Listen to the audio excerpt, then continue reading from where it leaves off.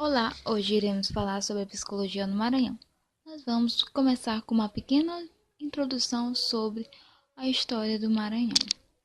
O Maranhão faz parte dos 9 estados que compõem a região nordeste do Brasil. Fica localizado no meio norte do hemisfério oeste. É considerado o 8º estado mais extenso do Brasil. No período pré-colonial brasileiro, foi marcado pela falta de um plano de ocupação das terras por parte do governo, que tinha um grande interesse no lucrativo do comércio e de especiarias com o Oriente. Os colonizadores encontraram duas raças indígenas dominando quase todo o território brasileiro, que eram chamados de tupis e tapuaís. Em 1500, os portugueses chegaram ao Brasil, comandados por Pedro Álvares Cabral, e assim que chegaram tomaram dimensão do território a ser conquistado por eles. A psicologia no Maranhão, assim como no Brasil, teve sua origem em outros campos do saber, como a medicina e a pedagogia. Na medicina, os primeiros psicólogos faziam acompanhamentos psicoterápicos nos pacientes em institutos mais conhecidos do nosso território, dentre eles o Hospital Nina Rodrigues, fundado em 1941. Na pedagogia, se firmou como disciplina nas escolas públicas e particulares do primeiro e segundo grau e nas escolas de ensino médio de enfermagem, e também tinha como objetivo oferecer uma estrutura teórica que buscasse solucionar problemas de futuras professoras nas práticas pedagógicas. O grande percussor dessa ciência no estado maranhense foi um padre que se chamava João Miguel Moana, que tratava de assuntos cotidianos relacionados à intimidade humana, incerteza e dúvida. Ele ensinava que as adversidades, neuroses e dores eram momentâneos e que o homem preferia os costumes passageiros, mergulhando em uma extrema angústia e depressão.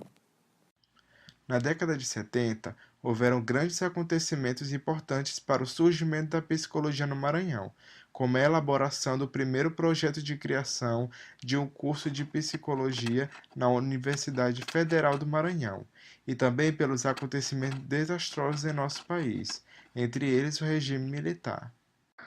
Foi durante esse período que a psicologia começou a ser notada, pois os psicólogos ficaram encarregados de realizarem tratamentos psicoterapêuticos aos jovens considerados, entre aspas, subversivos e drogados, e isso fez com que despertasse interesse em torno dos processos internos. No final da década de 80, a psicologia ainda se encontrava como área de atuação ainda restrita. Esta, por vez, foi conduzida à necessidade de ser reinventada. Foi quando se deu a participação dos psicólogos nas discussões da Lei de Diretrizes e Bases da Educação. É interessante analisar que toda essa situação teve uma característica interessante.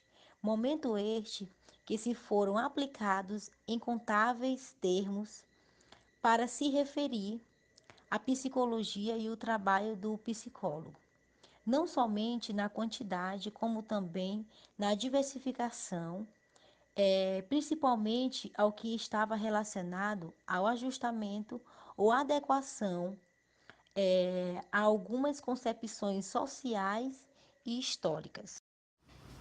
Até a década de 70 não existia registros de profissionais de psicologia.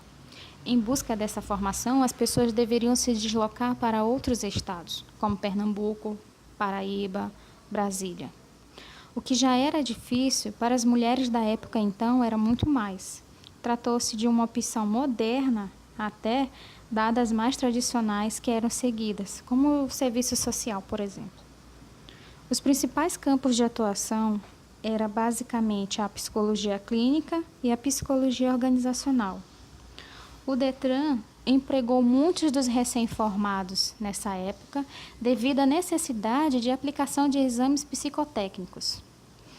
O mercado era super fechado e mal estruturado, mas instituições como a UFMA, a PAI e a FEBEM serviram de fonte para o exercício da profissão. Já nos anos 80, empresas como Alumar, Vale, Nocergel, Correios, Caema foram campos para ampliação da nossa área.